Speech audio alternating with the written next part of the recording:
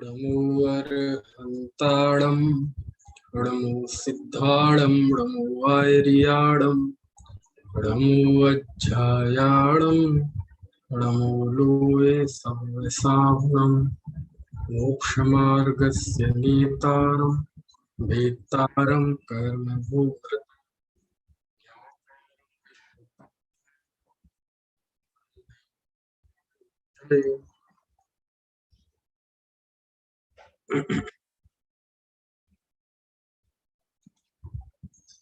तत्वार्थ सूत्र पांचवा अध्याय।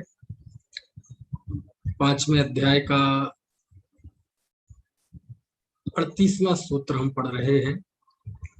गुण पर्यायवत् द्रव्यम, द्रव्य गुण पर्यायवान होता है। इसके बाद 39वां सूत्र है कालश्च। कालश्च यानी काल भी द्रव्य है। चूंकि जैनों में एक मत ऐसा भी है जो काल द्रव्य को नहीं मानता है ना। यहाँ अलग से उसके लिए सूत्र बनाया कि काल भी एक द्रव्य है। और तो ऊपर इसका उल्लेख क्यों नहीं आया? क्योंकि शुरुआत में उल्लेख था अजीव काय का। तो ये काल द्रव्य अजीब तो है लेकिन काय नहीं है। बाद में फिर जीव का भी कथन आया, तो जीव का लक्षण तो चेतना है। कहने का आशय ये है कि ऊपर उल्लेख नहीं आया,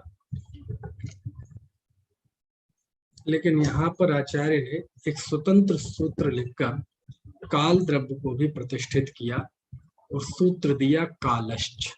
काल भी द्रव्य है। और द्रव्य कहने से मतलब क्या है कि वह सत्ता युक्त है, उत्पाद व द्रव्यवान है और गुण पर्यायवान है। यानी ये सारी चीजें जो द्रव्य के लिए आवश्यक होती हैं, द्रव्य होने के लिए, वो सब उसके अंतर्गत है। उसमें अनंत सामान्य और अनंत विशेष दोनों ही गुण हैं।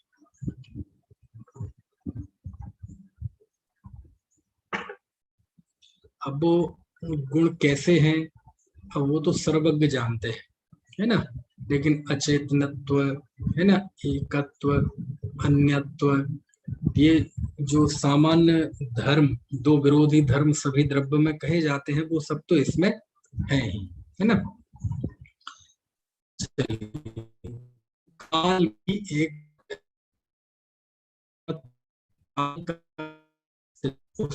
सत्ता है, उसमें भी होता है और उसमें भी गुण पर्याय है। इस तरह सूत्र लिखा कि काल भी द्रव्य है। इसके बाद आगे बढ़ते हैं। यह काल द्रव्य और कैसा, तो उसके लिए आचार्य ने अगला सूत्र लिखा कि जो काल द्रव्य है सोनंत समय, वह काल द्रव्य अनंत समय वाला है। अनंत समय वाला है। यद्यपि काल द्रव्य तो एक ही है, असंख्यात है, और आकाश के प्रत्येक, लोकाकाश के प्रत्येक प्रदेश पर एक काल द्रव्य है, उसे ही कालाणु कहते हैं। यद्यपि अणु पुद्गल का भेद है ना, लेकिन एक तरह से आप उपमा समझ सकते हैं, रूपक समझ सकते हैं, या लाक्षणिक प्रयोग समझ सकते हैं कि आकाश के एक प्रदेश में अणु रहता है, तो ये भी आकाश के एक प्रदेश में रहता है, इसका भी अणु की तरह दूसरा विभाजन नहीं होता और स्वतंत्र रहता है, तो इसे भी कालाणु बोलते हैं, है ना। तो हकीकत में वो कालाणु नहीं है, वो काल द्रव्य है। अणु कहते ही, है ना, उसका एक अलग स्वरूप सा दिखता है, लेकिन वो काल द्रव्य है, वो अणु नहीं है। बस नाम से कह देते हैं उसे अणु, है ना, अणु और उसमें कुछ समानता की वजह से, लेकिन वो अणु नहीं है, वो कंप्लीट काल द्रव्य है। और ऐसे एक काल नहीं है, ऐसे अलग असंख्यात है, लेकिन एक एक काल द्रव्य अनंत समय वाला कैसे, आपने देखा होगा के प्रत्येक समय का जो वर्तन है, एक एक क्षण की पर्याय, उसमें काल द्रव्य निमित्त होता है, और वह काल द्रव्य अनंत है। यानी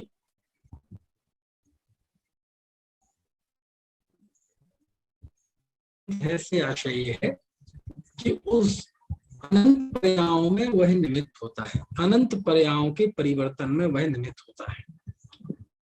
अनंत भूतकाल है, ठीक है, वर्तमान है, और इससे अनंत गुना काल है ना।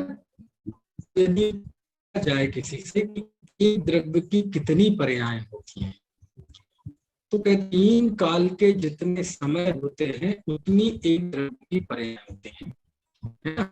वो कितनी होती है, तो होती है, अनंत ही कहने में आता है, लेकिन फिर दी जाए, है ना, तुलना की जाए कि एक द्रव्य की कितनी पर्याय होती हैं, तो तीनों काल के जितने समय होते हैं उतनी एक द्रव्य की पर्याय होती है, क्योंकि प्रत्येक द्रव्य की एक क्षण में एक पर्याय होती है ना।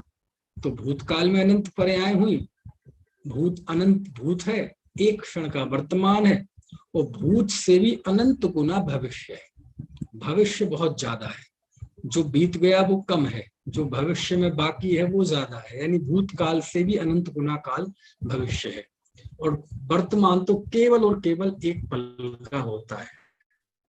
तो तीनों काल की पर्याय मिला दी जाए तो अनंत पर्याय होती है, और हर एक पर्याय में काल द्रव्य निमित्त है ना। तो इसलिए कहते काल द्रव्य अनंत समयों वाला है। और समय में बता चुका हूं समय किसे कहते हैं, है ना। काल की सबसे सूक्ष्म इकाई, इसका नाम समय है। अथवा एक और परिभाषा आती है, एक पुद्गल परमाणु को मंद गति से गमन करने, एक पुद्गल परमाणु को मंद गति से गमन करने पर अपने समीपवर्ती प्रदेश पे गमन करने में जितना समय लगता है उसे एक समय कहते हैं, जितना काल लगता है। यानी मान लीजिए एक परमाणु है और वो गमन करता है, वहां से चलता है, क्योंकि उसमें गतिशीलता की ताकत है, जीव और पुद्गलों में होती है। तो वह परमाणु एक क्षेत्र से यानी एक प्रदेश से दूसरे प्रदेश में जाता है, कौन सी गति से, मंद गति से। तो उसमें जितना टाइम लगता है काल, वो एक समय होता है, और वो सबसे कम होता है, उसका उसका कोई दूसरा डिवीजन नहीं है ना, दूसरा भाग नहीं होता। मंद गति से क्यों लिखा, क्योंकि ये मंद गति से ही लागू होता है। तीव्र गति से वो गमन करे तो वह एक समय में 14 राजू तक गमन कर सकता है। कितना, एक परमाणु सबसे नीचे हो लुकाकाश के, तो एक समय में वह तीव्र गति से यदि गमन करे तो 14 राजू तक गमन कर सकता है एक पुद्गल परमाणु, है ना। इसलिए, और मंद गति से यदि वो गमन करे तो मंद से मंद इतना करेगा कि वो अपने निकटवर्ती प्रदेश में जाएगा, तो उसमें सबसे कम टाइम लगेगा, बस उसी को एक समय कहते हैं, है ना। तो ऐसे और एक समय की पर्याय होती है किसी द्रव्य की, तो ऐसी अनंत पर्यायों के निमित्त से ये अनंत समय होते हैं। तो इसी को कहते हैं कि काल द्रव्य अनंत समय वाला है। ठीक है, कितने समय वाला है, अनंत समय वाला है। अब कोई कह सकता है कि हमें, आप कह रहे हैं कि एक समय की अवस्था दिखाई नहीं देती, तो ये समय आखिर होता कितना सूक्ष्म है, बहुत सूक्ष्म होता है ना। ये समझ लीजिए आप, ये चुटकी बजाते हैं ना, पलक झपकते हैं, तो पलक झपकने में भी असंख्यात समय हो जाते हैं, इतना सूक्ष्म होता है, इतना बारीक होता है समय। तो एक उतने समय में किसी द्रव्य की पर्याय बदल जाती है ना। यानी किसी भी द्रव्य की पर्याय बस एक समय जितनी होती है। तो हमें दिखाई क्यों नहीं देती, दिखाई इसलिए नहीं देती क्योंकि उतना सूक्ष्म बदलाव पकड़ने की अभी हमारी इंद्रियों में ताकत नहीं है। हमारी इंद्रियों में इतनी ताकत नहीं है कि समयवर्ती एक समय में होने वाले परिवर्तन को हम जान सकें। ठीक है, उसका अनुमान से और शास्त्र से हम जान सकते हैं, लेकिन हमारे पास कोई ऐसा मानक, कोई ऐसा यंत्र, कोई ऐसा, है ना, तंत्र, किसी भी तरह की कोई सुविधा नहीं है कि हम उतना बारीक जान सकें। मैं तो बहुत कुछ बदलाव जब हो जाता है तो बहुत होने वाला बदलाव दिखाई देता है ना। अरे हमें तो एक समय का तो ठीक मिनटों का बदलाव दिखाई नहीं देता, कई बार तो घंटों का बदलाव दिखाई नहीं देता, दिनों का बदलाव दिखाई नहीं देता, महीनों का बदलाव दिखाई नहीं देता, नहीं दिखाई देता ना। कोई कहता है कि ताजमहल पीला पड़ गया, तो कब पड़ा वो? अब वहां आगरा वालों को पता नहीं चलता, जो देखते रहते हैं हर साल उन्हें पता नहीं चलता, लेकिन उसने 20, 30, 40 साल बाद दोबारा देखा और पहली छवि उसके दिमाग में थी, पहली इमेज जो मस्तिष्क में थी, दोबारा गया तो उसे फर्क दिखा उसकी चमक में, है ना। तो वो बता सकता है कि अब वैसा पीला, वैसा वाइट, वैसा सफेद धवल नहीं रहा ताजमहल, है ना। क्यों हो गया वो नहीं पता, वो प्रदूषण वगैरह कई वजह हैं। तो कहने का आशय ये कि बहुत बारीक वस्तु का परिणाम, हमें तो बहुत समय बाद वो पकड़ में आता है ना। चलिए, तो ये सूत्र हो गया कि जो काल द्रव्य है वो अनंत समय वाला है। ठीक है, आगे बढ़े। अब द्रव्य की बात तो हो गई, अब दो चीजें और रह गई। द्रव्य की परिभाषा में कहा गुण पर्याय द्रव्यम, द्रव्य गुण पर्याय वाला है। तो अब हमें ये जानना जरूरी है कि गुण किसे कहते हैं और पर्याय किसे कहते हैं, है ना। यद्यपि गुण पर्याय द्रव्यम सूत्र में हमने गुण और पर्याय का सामान्य स्वरूप हमने जानने का प्रयत्न किया था, जाना था, लेकिन आचार्य ने अपनी ओर से सूत्र दिए हैं, गुण की परिभाषा और पर्याय की परिभाषा। तो गुण की परिभाषा देते हुए आचार्य लिखते हैं 41वां सूत्र, द्रव्याश्रया निर्गुणा गुणा। सूत्र बोलिए, द्रव्याश्रया निर्गुणा गुणा, ये सूत्र है। क्या है सूत्र का अर्थ? गुणाह, गुण कहते हैं, वो गुण है कौन? जो द्रव्याश्रया, जो द्रव्य के आश्रित हैं, और निर्गुणा, और स्वयं निर्गुण है, वे गुण कहलाते हैं, उन्हें गुण कहते हैं। गुण की कितनी विशेषताएं बताई? दो। पहली विशेषता, वो द्रव्य के आश्रित रहते हैं। अब आश्रित मतलब आप कोई ऐसा मत समझना कि जैसे कोई बच्चे हैं वो अपने माता पिता के आश्रित हैं, बुजुर्ग हैं वो अपने बच्चों के आश्रित हैं, है ना। पशु होते हैं, गाय भैंस, वो अपने मालिक के आश्रित होते हैं, नौकर अपने मालिक के आश्रित होता है।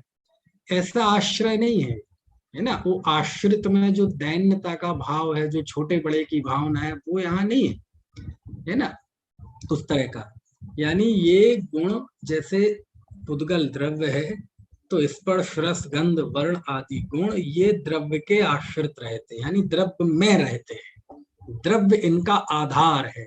द्रव्य और गुण में आधार आधेय संबंध है। कौन सा संबंध है? आधार आधेय संबंध। द्रव्य आधार है ना, और गुण आधेय है। जो धारण करता है वो आधार है, और जिनको धारण किया जाता है वो आधेय है। तो द्रव्य आधार है और ये गुण आधेय है, ठीक है ना। तो जो द्रव्य के आश्रय से रहते हैं उन्हें कहते हैं द्रव्य आश्रय। तो ये गुण द्रव्य के आश्रित रहते हैं। और दूसरा इसका विशेषण दिया निर्गुणा, ये स्वयं निर्गुण है। स्वयं निर्गुण है यानी जैसे द्रव्य के आश्रय से गुण रहते हैं, ऐसे इन गुणों के आश्रय से कोई अन्य गुण नहीं रहता, है ना। तो इसी को कहते हैं निर्गुण।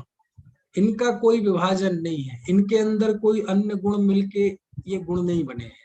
जैसे द्रव्य तो गुणों के समूह को कहते हैं, गुण समुदायो द्रव्यतिथि, है ना। आचार्य देवनंदी स्वामी ने परिभाषा दी सर्वार्थ सिद्धि में कि गुणों का द्रव्य है, लेकिन समुदाय का, तो कहते जैसे द्रव्य गुणों के समुदाय का है नाम है, ऐसी गुण किसी के समुदाय का नाम नहीं है। तो इसी को कहते हैं कि ये गुण निर्गुण होते हैं, इनका अपना कोई गुण नहीं होता, मतलब इसके अंतर्गत और कोई दूसरे गुण नहीं होते, ठीक है।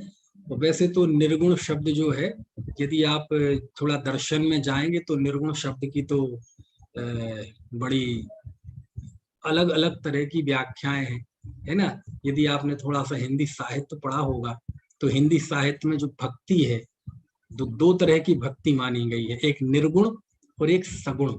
ये सुने हैं आपने? नहीं सुने? तो जैसे चलो अभी जैन मत को, अभी अपन जैनी है, थोड़ा अलग कर दें, तो बाकी दुनिया में जो मत है वो सब भगवान को मानते हैं किसी न किसी रूप में, है ना। कोई उसे गॉड कहता है, कोई अल्लाह कहता है, कोई ईश्वर कहता है, हमारे यहाँ जिनेंद्र देव बोलते हैं। तो सबका, है ना, जैनों के अलावा सब कोई ना कोई किसी ना किसी रूप में भगवान को मानता है। तो जो भगवान है वो भगवान दो प्रकार के माने गए हैं, एक निर्गुण और एक सगुण। कौन कौन से? एक निर्गुण और एक सगुण। निर्गुण वो माने गए हैं जो निराकार होते हैं, जिनके अंदर कोई गुण नहीं होते, है ना, जो निराकार होता है, एक होता है, व्यापक होता है ना, जिसकी आंख नाक कान नहीं होते, जिसका जन्म नहीं होता, जिसका मरण नहीं होता, जिसका कोई रूप नहीं होता, ऐसा सर्वत्र सर्वव्यापक अरूपी, इंद्रियों से अगोचर अगम्य, है ना, ऐसे जो ईश्वर की परिकल्पना है उसको कहते हैं निर्गुण। उसे क्या बोलते हैं? निर्गुण। वो एक ही है ना, उसके अंदर कोई डिवीजन नहीं है। और सगुण किसे बोलते हैं? तो वहां सगुण का मतलब जिसमें आकार होता है ना, जो जन्म लेता है, अवतार होता है, जो अनेक तरह की लीलाएं करता है, भक्तों का उद्धार करता है, पापियों का नाश करता है, धर्म का की स्थापना करता है, साधुओं का परित्राण करता है ना। तो वो सगुण ब्रह्म कहलाता है। जैसे राम कृष्ण, ये सब सगुण ईश्वर कहलाते हैं, है ना। और इनकी उपासना करने वाले कहते हैं सगुणोपासक, और जो निराकार को मानते हैं वो निर्गुण उपासक कहलाते हैं। जैसे मुस्लिम है, इस्लाम है, वो निर्गुण उपासक है, वो किसी आकार सहित भगवान को नहीं मानता। और कभी आपने उनके अल्लाह का, खुदा का, जिसे वो मानते हैं, उसका कभी रूप नहीं देखा होगा। एक बार किसी ने उनके खुदा का रूप बना दिया था, तो उसको यही कारण है कि बुत परस्ती हराम है। बुत परस्ती समझ गए आप, है ना, मतलब मूर्ति, मूर्ति की पूजा करना वहां हराम। जैसे अपने यहाँ समझ लो मिथ्यात्व तो मानते हैं ना, कि ऐसा करना मिथ्यात्व है, तो ऐसे ही उनकी भाषा में वो हराम कहलाता है, परस्ती हराम है ना। खैर, तो वहां भी निर्गुण का मतलब एक सर्वत्र निराकार, जिसके समान कोई दूसरा ना हो, है ना, जो स्वयं अकेला हो, है ना। तो ऐसे कबीरदास जी निर्गुण के आधार उमाकांत जी बता रहे हैं। अब वो मैं वहां जाना नहीं चाहता, अब कॉलेज में भी यही पढ़ाता हूँ, सब तुलसीदास सूरदास, अब यहाँ भी क्यों पढ़ाऊंगा है ना। तो ये बता रहा था मैं कि वहां भी निर्गुण का अर्थ मतलब एक सर्वव्यापक, जिसका कोई डिवीजन नहीं है, दूसरा विभाजन नहीं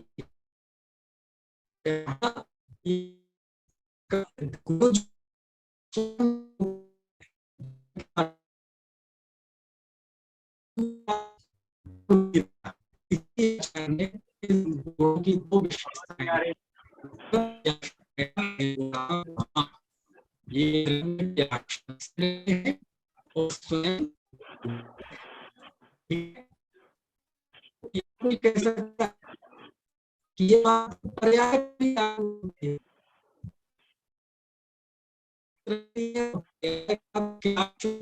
दूसरी पर्याय नहीं रहती, तो वह भी द्रव्याश्रित है और वह भी निर्गुण है। प्रश्न समझ में आया मेरा कि नहीं?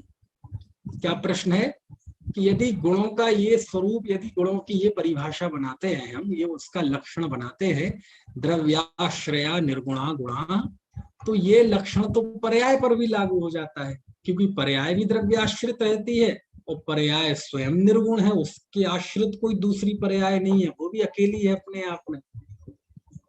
ये प्रश्न है। तो आचार्यों ने टीका में इसका जवाब दिया कि आप इसमें एक शब्द अपने आप जोड़ लो, सदैव। कौन सा शब्द? सदैव, सदा, हमेशा। कि गुण जो है वो हमेशा द्रव्याश्रित रहते हैं और हमेशा ही निर्गुण होते हैं, है ना। लेकिन पर्याय के साथ ये चीज सदैव वाली लागू नहीं होती, समझ में है ना, है। सदैव वाली स्थिति पर्याय के साथ लागू नहीं होती। इसलिए आचार्य ने कहा, क्योंकि पर्याय होती ही एक क्षण की है, इसलिए सदैव शब्द लगा के आचार्य ने इस शंका का निवारण किया। ठीक है, चलो। तो 41वें सूत्र में आचार्य ने किसका स्वरूप बताया, किसकी परिभाषा बताई? गुण की। अब देखना आप, हम जो पाठमालाओं में जो पढ़ते हैं, पाठमालाओं में मतलब वो भी आचार्य की है, तो वो परिभाषा तो हम याद रखते ही हैं कि जो द्रव्य के समस्त भागों में और समस्त अवस्थाओं में पाया जाए उसे गुण कहते हैं। जो सहभावी हो उसे गुण कहते हैं, जो अन्वयी होता है उसे गुण कहते हैं। कितनी परिभाषाएं पढ़ चुके हैं। ये और परिभाषा एक और आप याद कर लो, द्रव्याश्रया निर्गुणा गुणा, है ना। जो द्रव्य के आश्रित रहते हैं और निर्गुण हैं उन्हें गुण कहते हैं। इन्हें ही सहभावी क्यों कहते हैं? क्योंकि दो प्रकार की पर्याय कही, एक सहभावी पर्याय और एक क्रमभावी पर्याय। पर्याय मतलब व्यतिरेक, अलग अलग पना। तो ये गुणों को सहभावी पर्याय भी बोलते हैं, है ना। सहभावी मतलब देखो, जैसे आत्मा में ज्ञान है, दर्शन है, चारित्र है, सुख है, तो ये जो गुण हैं ये क्रम से हैं कि अक्रम से हैं? आपके अंदर पहले ज्ञान है कि दर्शन है कि चारित्र है? उनमें कोई क्रम नहीं है, ठीक है ना। तो गुणों में आपस में कभी कोई क्रम नहीं होता, है ना। जैसे ये पेन है ना, ये नीला है कि भारी है कि सख्त है, बोले गुण जो होते हैं वो हमेशा अक्रम से होते हैं। आपके शरीर में पहले आंख है कि नाक है कि हाथ है कि पैर है कि क्या है? बोले सब अक्रम से है, इनमें कोई क्रम नहीं है। बताने में क्रम आ सकता है, ऊपर से नीचे की तरफ चले, नीचे की ऊपर तब चले। साहित्य में आता है नक्श वर्णन। नक्श वर्णन मतलब किसी का नख, पैर के नाखून से लेकर ऊपर शिख तक का वर्णन, तो उस वर्णन में क्रम आ सकता है ना। तो ऐसे ही आप देखो, जैसे मार्गणाएं होती हैं, थोड़ा मोटा मोटा उदाहरण दें, आप मनुष्य भी हैं, पंचेंद्री भी हैं, है कि नहीं? तो आप पहले मनुष्य की पंचेंद्रिय हैं, आप मनुष्य आयु वाले हैं कि मनुष्य गति वाले पहले हैं? बोले इनमें कोई क्रम नहीं है, हम एक साथ ही मनुष्य हैं, एक साथ ही पंचेंद्रिय हैं, एक साथ ही मनुष्य गति वाले हैं, और सब एक साथ ही मति श्रुत ज्ञान वाले हैं, एक साथ ही चक्षु दर्शन वाले हैं, सब एक साथ हैं, इनमें कोई क्रम नहीं है। ठीक है, तो ऐसे ही ये दृष्टांत है, ये दृष्टांत है ना। ऐसे ही प्रत्येक द्रव्य के अंदर जो गुण होते हैं उनमें कोई क्रम नहीं होता, वो असंख्यात प्रदेशों में सब एक साथ रहते हैं, इसलिए उनको कहते हैं सहभावी। सहभावी मतलब साथ साथ होना, ठीक है। और इन्हीं को कहते हैं कि गुण हमेशा अक्रम से होते हैं। आप आत्मख्याति में जाएंगे अमृत चंद देव की टीका में और भी जगह, तो बार बार बात आएगी क्रम अक्रम रूप से प्रवर्तमान द्रव्य। तो द्रव्य क्या कहा? क्रम और अक्रम रूप से प्रवर्तमान। तो अक्रम में क्या आता है? गुण, और क्रम में आती है पर्याय। ठीक है, तो गुण जो होते हैं आपस में अक्रम से होते हैं, लेकिन गुणों की जो पर्याय होती हैं वो क्रमशः होती है ना। जैसे आप कोई एक गुण ले लो, ज्ञान गुण, दर्शन गुण, चारित्र गुण, सुख गुण सब साथ में सहभावी, लेकिन अब ज्ञान गुण की जो अवस्थाएं होंगी वो क्रमशः होंगी, एक के बाद एक के बाद एक के बाद। दर्शन गुण की अवस्थाएं क्रमशः होंगी, तो वो कहलाती है क्रम भावी पर्याय। वो क्या कहलाती है? क्रम भावी पर्याय। और गुणों को क्या कहते हैं? सहभावी पर्याय। ऐसे भी नाम आते हैं, तो सहभावी, क्रम भावी। जब क्रमबद्ध पर्याय की बात आती है तो हम कहते हैं कि द्रव्य की सब पर्याय हमेशा क्रमशः ही होती हैं, समस्त पर्याय क्रम से होती हैं, कोई भी अवस्था है ना अक्रम से नहीं होती। यानी द्रव्य क्रमबद्ध पर्याय युक्त है, क्रम नियमित है, ऐसा हम बोलते हैं कि नहीं? तो प्रश्न करते हैं कि साहब ऐसा है, यदि आप कहते हैं कि पर्याय क्रम से होती है तो इसका मतलब यह है कि पर्याय अक्रम से भी होती है। क्यों होती है? क्योंकि वस्तु का स्वरूप अनेकांतात्मक है। जो भी आप कहोगे उससे विरुद्ध भी चीज अपने आप सिद्ध होती है ना।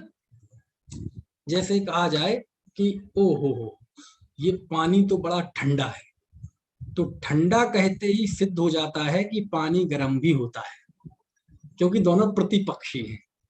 समझ में आया ना। किसी कहे ये बहुत लंबा है, इसका मतलब दुनिया में कोई ठिकाना भी होता है ना। ये चेतन है, इसका मतलब दुनिया में अचेतन पदार्थ भी होता है। ये रूपी है, इसका मतलब दुनिया में अरूपी पदार्थ भी होता है ना। ये आदमी बड़ा झूठा है, इसका मतलब दुनिया में सच्चा व्यक्ति भी होता है। यहाँ बहुत शांति है, इसका मतलब ऐसे स्थान भी हैं जहां बड़ी अशांति है। समझ में आए? तो दुनिया प्रतिपक्ष सहित है। और ये मैं नहीं कह रहा हूं, आचार्य कुंद देव ने एक गाथा में लिखा है, सत्ता सब पयत्था सविस्वरूपा अनंत पज्जाया भंगुपाद दुभुक्ता सब परिपक्खा हवदि एक का। ये गाथा है। और मुझे ध्यान आ रहा प्रवचन सार या पंचास्तिका दोनों में से एक में है ना। आप देख सकते हैं, सुनील कांत जी बहुत जल्दी देख लेते हैं इस गाथ से ना। क्या है? सत्ता सब पयत्था, पीछे जो अल्फाबेटिकल गाथाओं का क्रमांक दिया रहता है ना, वहां है।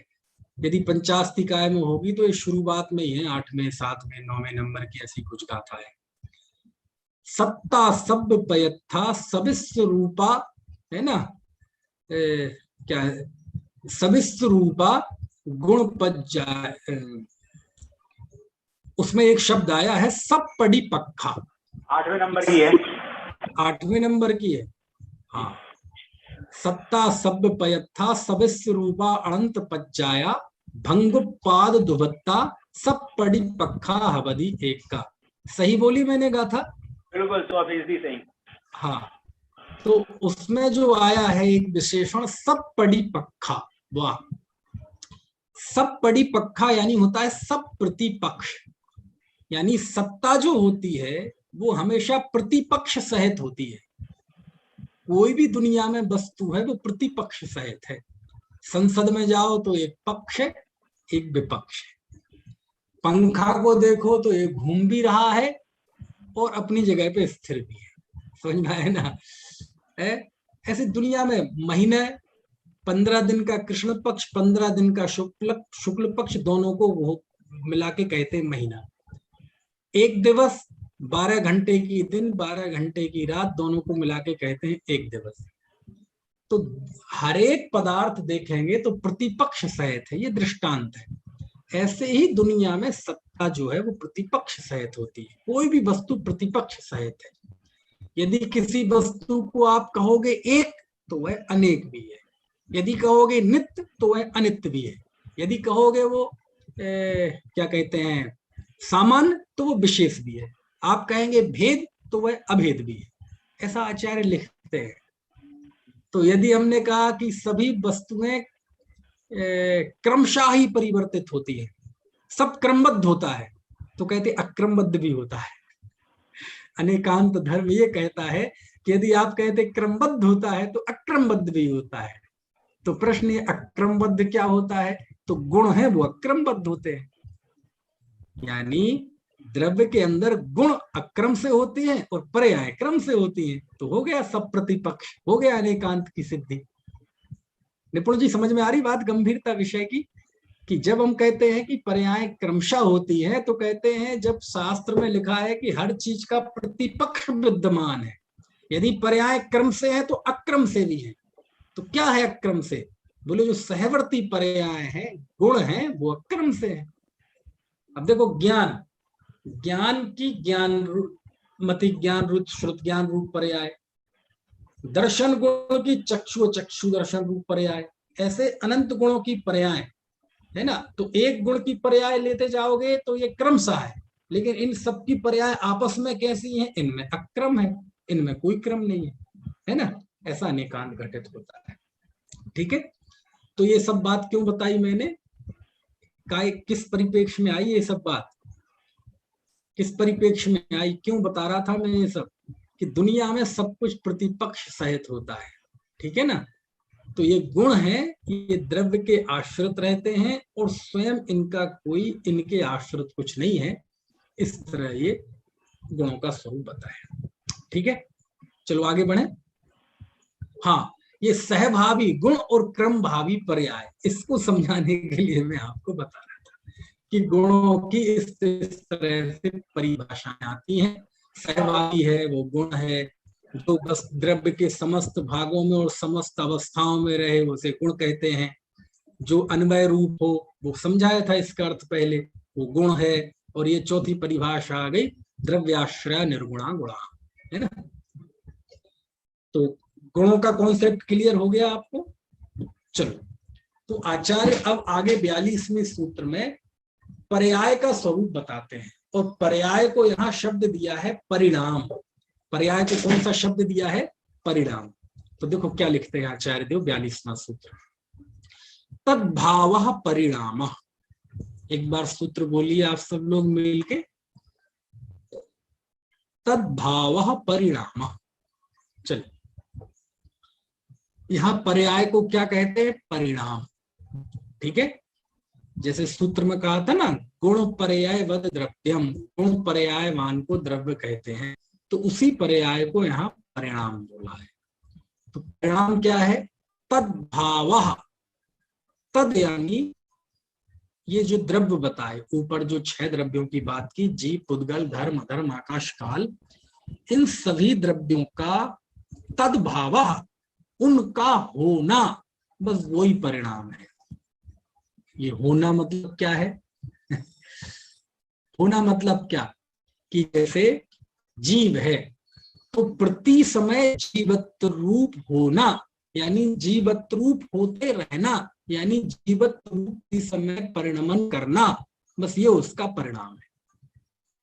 होना मतलब यहाँ बने रहना में सत्ता नहीं, होना मतलब होना एक क्रिया है। होना क्या है? होना एक क्रिया है। भू धातु है ना, भू धातु संस्कृत में, और धातु क्या है? जैसे चलना एक क्रिया है, अंग्रेजी में जैसे हम वर्ब बोलते हैं, वर्ब है ना, उसे क्रिया कह देते हैं, और संस्कृत में वही धातु कहलाती है। धातु रूप बनते हैं, गच्छति गच्छता गच्छन्ति, भवति भवता भवन्ति, पठति पठता पठन्ति, भविष्यति भविष्यता भविष्यन्ति, ऐसे रूप बनते हैं। तो भू एक धातु है, एक वर्ब है, एक क्रिया है ना। तो किसी द्रव्य में होना, तद्भावः, उस द्रव्य का होना, यानी उसमें उस द्रव्य रूप क्रिया होना, बस वो उसका परिणाम है। यानी जीव है तो जीव का हर समय जीवन रूप परिणाम होना, बस ये उसका जीवन रूप होना, ये उसका परिणाम है। समझ में आया ना। तो जो द्रव्य, जिस द्रव्य का जो स्वरूप है, वह उस द्रव्य रूप ही प्रति समय परिवर्तित होता है, बस उस परिवर्तन को ही कहते हैं परिणाम, है ना। जड़ भावे जड़ परिणमे चेतन चेतन भाव, है ना। अथवा पूजन की पंक्ति ले, जड़ प्रभु अपने अपने में होती है। तो जीव का हरे जीवत्व रूप से होना, यानी जीवपने रूप से परिणमन करना, इसी को कहते हैं परिणाम, इसी को कहते हैं पर्याय। कुछ बात समझ में आ रही है कि नहीं?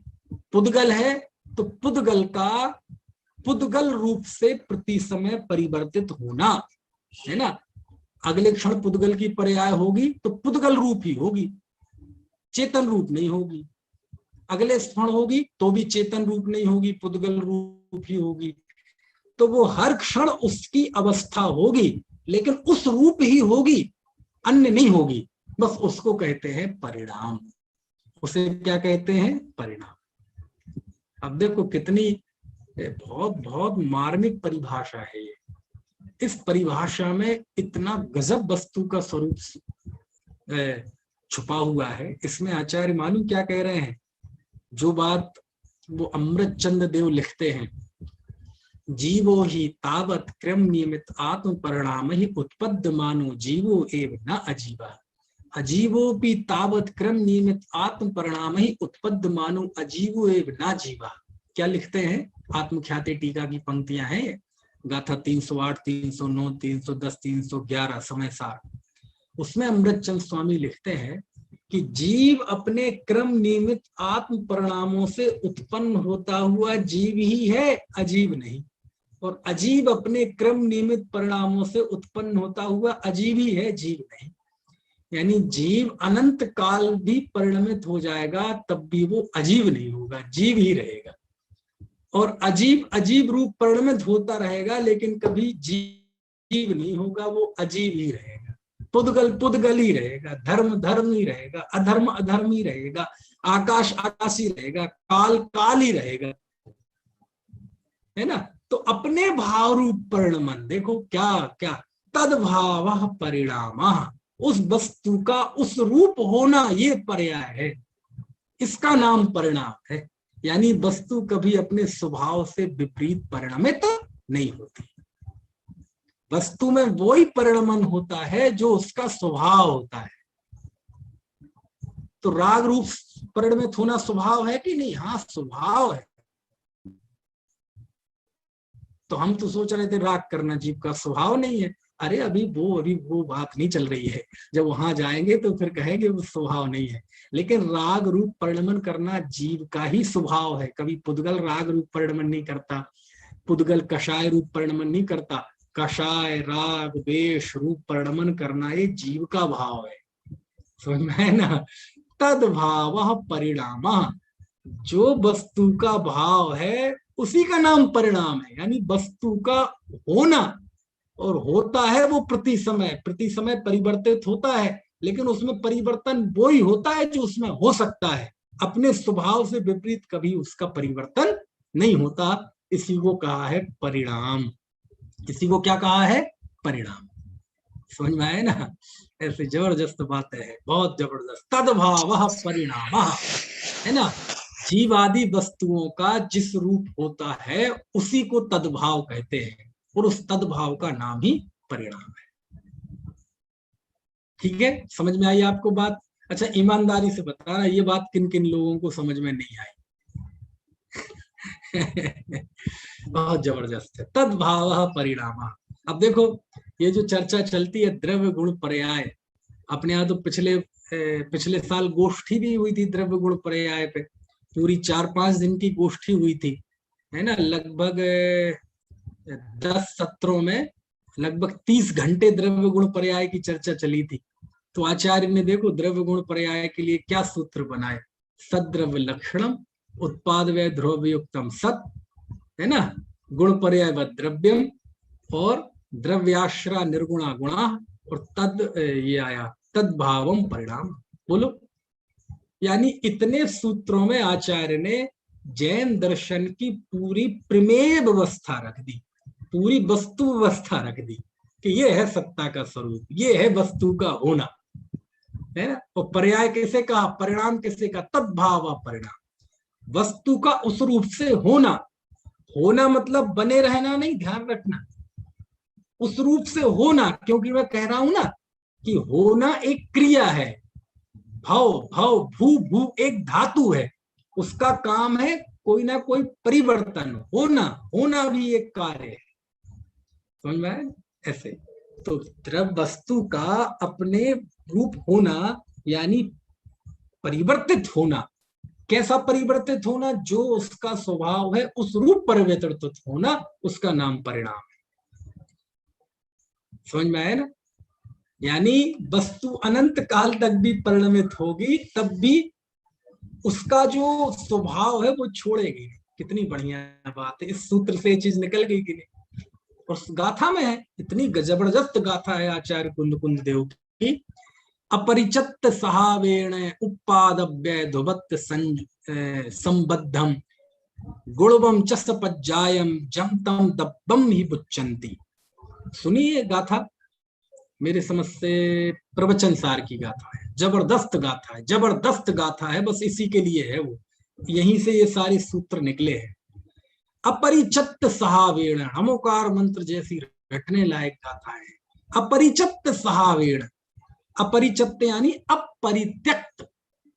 अपरिचत्त का अर्थ क्या होता है आभा जी? अपरित्यक्त। परित्यक्त यानी छोड़ना, और अपरित्यक्त मतलब बिना छोड़े।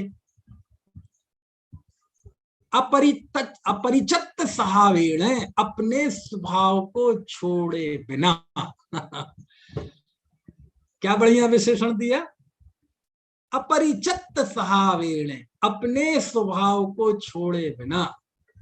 अपरिचत्त सहावेण है ना, उत्पाद व्यय ध्रुवत्व संबद्धम, उत्पाद व्यय और द्रव्य से युक्त। उत्पाद व्यय द्रव्य होगा, लेकिन कैसे होगा? अपने स्वरूप को छोड़े बिना, है ना। जैसे हम मनुष्य हैं, कितने ही बदल जाएं, गोरे काले मोटे पतले बीमार, है ना, कैसे भी, लेकिन मनुष्य रहेंगे, पशु नहीं बन जाएंगे। तो ये उदाहरण है। ऐसे ही जीव हो तो जीव रूप से, पुद्गल हो तो पुद्गल रूप से वह अपना कभी स्वभाव नहीं छोड़ता। अपरिचत्त सहावेण, एक शब्द पे, जैसे कोई शब्द पे रीझ जाओ ना एकदम, ऐसे इन गाथाओं में जाएंगे तो इन शब्द पे रीझ जाओगे। अपरिचत्त सहावेण, अपने स्वभाव को छोड़े बिना, पहली शर्त है जी। द्रव्य की परिभाषा बताई आचार्य कुंद देव ने। तो अपने स्वभाव, क्योंकि द्रव्य उसे कहते हैं जो परिणमन करे, लेकिन कहते हैं सबसे पहली शर्त लगाई अपरिचत्त सहावेण, अपने स्वभाव को छोड़े बिना। उत्पाद व्यय ध्रुवत्व संबद्धम, जो उत्पाद व द्रव्य से युक्त हो, गुणवम च सपज्जायम, और गुण पर्याय से सहित हो। तम दब्बम, उसे दब्बम बुच्चंती, उसे द्रव्य कहा गया है, उसे द्रव्य कहते हैं। तो द्रव्य की परिभाषा में पहला विशेषण क्या दिया आचार्य ने, वो मैं विशेषण बताना था आपको, पूरी गाथा का अर्थ नहीं समझाना अभी। कौन सा शब्द दिया शुरुआत में? अपरिचत्त सहावेण। अशोक जी समझ में आया मैं गाथा क्यों बोल रहा हूं बार बार? हाँ, वो जो शब्द समझाना है मुझे, आनंददायक, अपरिचत्त सहावेण, अपने स्वभाव को छोड़े बिना। दुनिया में जो जो भी परिवर्तन होता है, अपने स्वभाव को छोड़े बिना नहीं होता है। यानी कोई भी वस्तु अपने स्वभाव को छोड़ती नहीं है, कितना ही परिवर्तन हो जाए। यानी देखो, ये कितनी बड़ी आशा की किरण है जीव के लिए, कितने बड़े हर्ष का विषय है, कितने बड़े उल्लास का विषय है कि यदि कोई व्यक्ति ये अपने आप को स्वीकार कर ले कि मैं जीव द्रव्य हूं, इसका मतलब ये साफ है कि मेरे जीवत्व का कभी नाश नहीं होगा। कितना भी इसमें उत्पाद व द्रव्य हो, मैं अपने जीवत्व को छोड़ूंगा नहीं। क्यों? मैं द्रव्य हूं, और द्रव्य की कंडीशन में, द्रव्य की परिभाषा में क्या शामिल है? अपरिचत्त सहावेण। क्या शामिल है? समझ में आ रहा है? अपरिचत्त सहावेण, अपने स्वभाव को छोड़े बिना। कितनी बढ़िया बढ़िया बात है।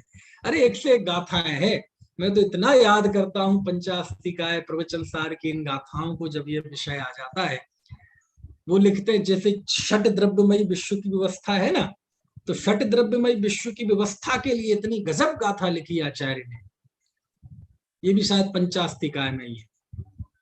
तो ये गाथा याद रहती, ये ध्यान नहीं रहती कहाँ की है, क्योंकि वही विषय प्रवचन सार में, वही विषय पंचास्तिकाय में है। ये 6 द्रव्य हैं, तो 6 द्रव्यों के लिए लिखा आचार्य ने षट द्रव्यमय विश्व व्यवस्था के लिए। अन्नोन्नम पविसंता दिनता ओगास मण्ड मण्डस्य मेलंता वियणचम सगम सहाबम न विजहंती। ये गाथा बताऊंगा मैं, पूरा अर्थ इसका, बहुत मजा आएगा, बहुत आनंद आएगा। आचार्य लिखते हैं अन्नोन्नम पविसंता। आहा, देखो अनेकांत स्वरूप क्या होता है इस युग में, इस पंचम काल में जब जिनवाणी लिपिबद्ध हुई, तो कितने ऐसे विषय थे जिसको पहली बार कुंद देव ने ही लिपिबद्ध किया। अनेकांत भी कुंद देव ने लिपिबद्ध किया सबसे पहले बार। स्यादवाद भी कुंद देव ने लिपिबद्ध किया। वस्तु का स्वरूप षट द्रव्यमयी सत्ता, उत्पाद व द्रव्य, गुण पर्याय, ये सब कुछ कुंद देव ने लिपिबद्ध किया इस काल में। समझ में है ना? 12 भावना, श्रावकाचार, श्रवणाचार, सब कुछ कुंद कुंद देव ने लिखा है इस युग में। समझ में आया ना?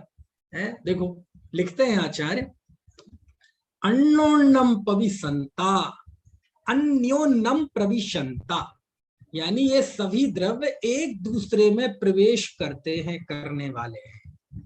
अन्योन्नम एक दूसरे में परस्पर, है ना, पविसंता प्रवेश करते हैं। अन्योन्नम पविसंता, घबराओ मत बोले, ये षट द्रव्यमयी विश्व की व्यवस्था के अंतर्गत ये सभी द्रव्य एक दूसरे में प्रवेश करते हैं। अन्योन्नम पविसंता, देनता ओगास मण्ड मण्डस्य, देनता देते हैं, ओगास, ओगास मतलब अवकाश, रहने का स्थान देते हैं, किसको? मण्ड मण्डस्य यानी अन्न अन्न से, एक दूसरे के लिए ये अवकाश देते हैं। देते कि नहीं? हम आकाश द्रव्य में अवकाश ले रहे हैं। यहाँ एक जीव के अंदर कितने पुद्गल द्रव्य, एक जीव है ऊपर से लेके नीचे तक, यहीं पे अनंत कारमाण वर्गणाएं हैं, पुद्गल है। एक सिद्ध में अनंत सिद्ध रहते हैं, पूजन की पंक्ति में है, एक में बसते आप अनेक। सुना है कि नहीं? तो क्या लिखा कि सभी द्रव्य आपस में एक दूसरे में प्रवेश करते हैं, एक दूसरे को अवकाश देते हैं। अन्योन्नम पविसंता देनता ओगास मंड मंडस्य, और अधिक क्या कहें, मेलंता वियणिच्चम, ये निच्चम, निच्चम मतलब नित्य, नित्य ही ये मिले हुए रहते हैं, परस्पर मिले हुए रहते हैं। अच्छा जी, हमने तो सुना है एक द्रव्य दूसरे द्रव्य को छूता नहीं है। अरे कहते सुनो भैया अभी 1.5 लाइन में आचार्य ने इन सभी द्रव्यों का परस्पर में निमित्त नैमित्तिक संबंध बताया, बताया कि नहीं? अन्योन्नम पविसंता देनता ओगास मंड मंडस्य मेलंता वियणिच्चम। कहते बात पूरी हो गई? बोले रुको रुको, अभी एक और महासत्य रह गया, सगम सहाबम न विजहंती, इसके बावजूद भी वो अपने स्वभाव को छोड़ते नहीं। ये है जिन धर्म, ये है कुंद कुंद देव है। आपस में उनका मेल, आपस में उनके निमित्त नैमित्तिक संबंधों को स्वीकार किया, लेकिन कहते कान खोलकर सुन लो, एक भी द्रव्य दूसरे द्रव्य के स्वभाव रूप परिणमन नहीं करता, कोई भी द्रव्य अपने स्वभाव को छोड़ता नहीं है। तो एक क्षेत्रावगाय संबंध में रहे तो भी द्रव्य अपने स्वभाव को नहीं छोड़ता, और अपने में रहते हुए कितना ही परिवर्तित हो जाए तो भी अपने स्वभाव को छोड़ता नहीं है ना? उसके लिए कौन सी गाथा बताई? अपरिचत्त सहावेण, है ना? और एक साथ रहते हुए भी ये द्रव्य अपने स्वभाव को नहीं छोड़ते, इसके लिए कौन सी गाथा बताई अभी? अन्योन्नम पविसंता देनता ओगास मंड मंडस्य मेलंता वियणिच्चम सगम सहाबम न विजहंती। इतनी जबरदस्त गाथाएं हैं। तो ये सारी बातें क्यों बताई मैंने? क्योंकि वो इस सूत्र में मुझे ऐसे जैसे पानी में लहरें उठती हैं ना, ऐसे इन सूत्रों में मुझे सारी गाथाएं ऐसी तैरती हुई दिखाई देती है, क्योंकि ये सारे सूत्र कुंद कुंद देव से ही तो आए हैं, है ना? कुंद कुंद देव के ही शिष्य थे उमा स्वामी आचार्य, और इस युग में ये विषय लिखा ही कुंद कुंद देव ने, उनके पहले किसी ने लिखा ही नहीं था, और फिर एक बार जब लिख गया तो फिर चल पड़ा, है ना? तो ये आचार्य उमा स्वामी ने ये सूत्र लिखा, बहुत मार्मिक सूत्र है, तद्भाव परिणाम। इस सूत्र में परिणाम का स्वरूप बताते हुए आचार्य ने ये बात उसमें जमा दी, बिल्कुल सूत्र में डाल दी गहराई से, कि वस्तु केवल अपने स्वभाव रूप परिणमित होती है, पर भाव रूप परिणमित नहीं होती। जड़ भावे जड़ परिणमे चेतन चेतन भाव, ऐसे लिखा ना, तद्भाव परिणाम। आचार्य देव द्रव्य का स्वरूप बता दिया आपने, गुण का स्वरूप बता दिया। पर्याय किसे कहते हैं? बोले उस द्रव्य का जो होना है, बस उसका नाम परिणाम है।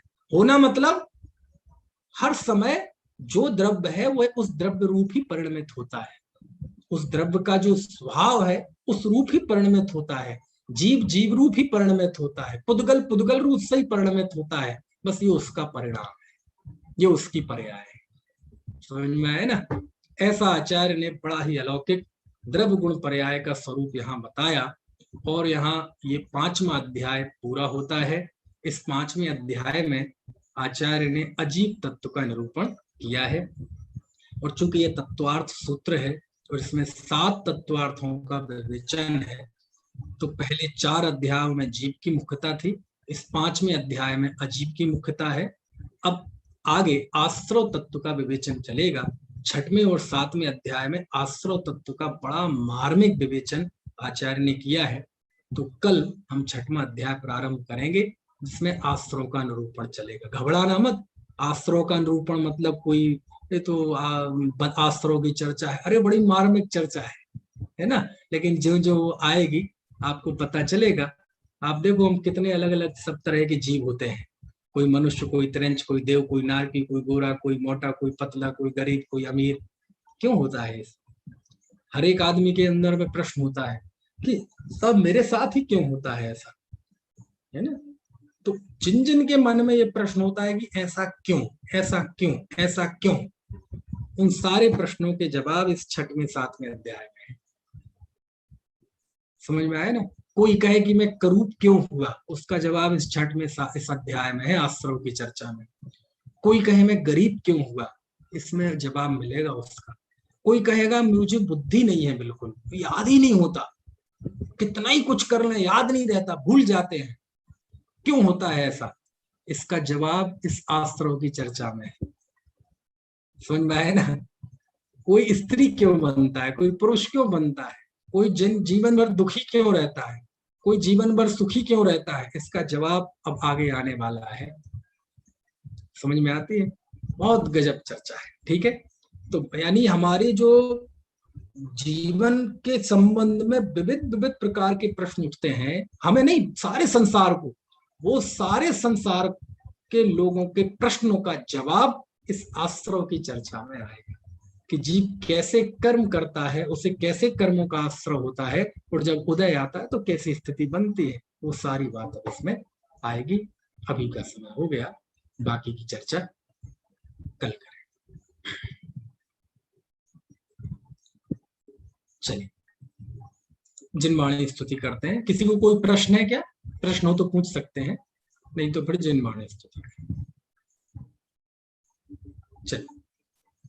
जावाणी के ज्ञान ते सूझे लो कालो, ओ वाणी मस्तक नमो सदा दे तुम।